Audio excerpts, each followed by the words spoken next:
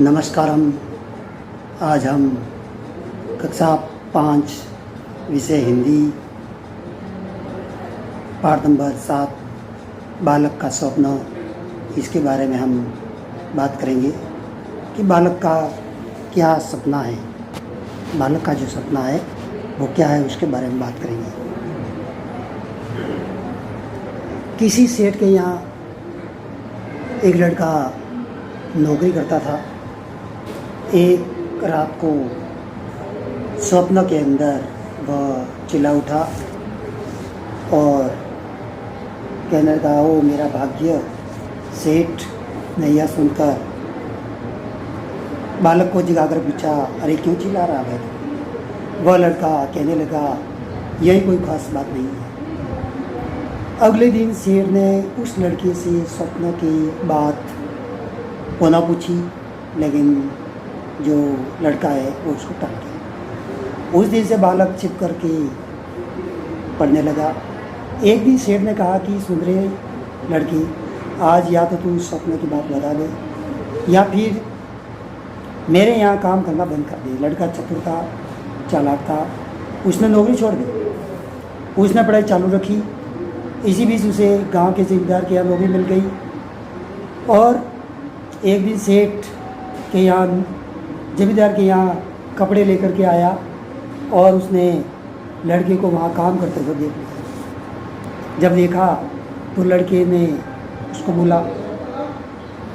तो इससे ये सिद्ध होता है कि लड़का पूरा काम करने के लिए दृढ़ निश्चय और आत्मविश्वासी के साथ कड़ी मेहनत करने लगा।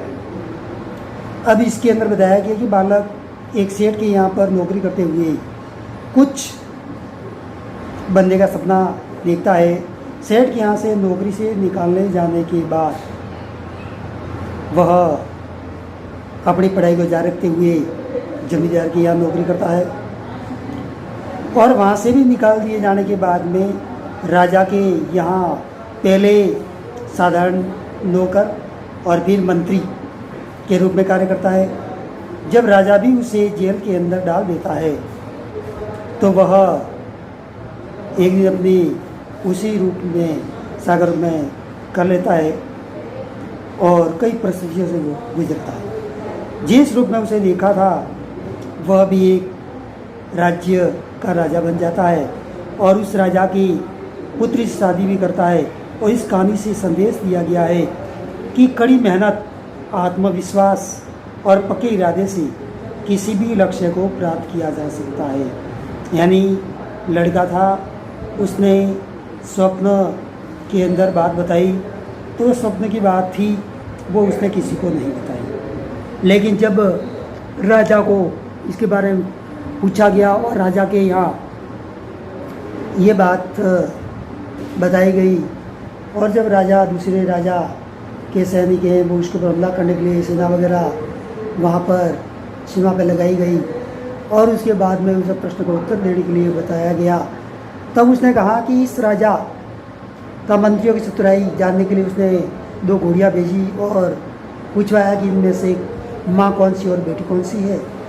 तो सभी ने अपनी अपनी बुद्धि लगाई पर समस्या कोई भी हल नहीं कर सका और राजा का नौकर बंदी मंत्री को नित्य भोजन देना था, उसने सारी बात बता दी और मंत्री को बताइए। राजा की परेशानी सुन करके मंत्री ने कहने लगा कि यह कौन कठिन सी बात है, दोनों को नदी में नहलाने के लिए जाओ और जो पहले आगे नदी में घुसे वह माँ है और जो पीछे चले वो बेटी है। इस प्रकार से देख करके तीनों इस प्रकार से 2 प्रश्नों का उत्तर राजा के पास भेजे गए और राजा भेजे और राजा ने मंत्री को ये सब हल कर दिया। तो पड़ोसी राजा ने ये सोच कर लिया कि इसे हराना कठिन है और उसने अपनी सेना हटा ली और संदेश भिजवाया कि वो जिस व्यक्ति ने प्रश्न का उत्तर दिया है उसे हमें अपनी कन्या से विवाह करवाना चाहते हैं। और इससे पूरे राज्य में समाचार संसद फैल गया और उस बंदी मंत्री था उसके प्रशंसा होने लगी और तुरंत उसे मुक्त कर दिया गया और पड़ोसी राजा ने अपनी कन्या से विवाह कर दिया। और जो राजा था, मंत्री था, उसने भी उसे आधा राज्य दे दिया और उसकी जो असल संपत्ति वो भी तोड़ दे दी और इस प्रकार से वो एक राजा भी बन गया। और ये उसकी भी सतुराई बात नहीं बता।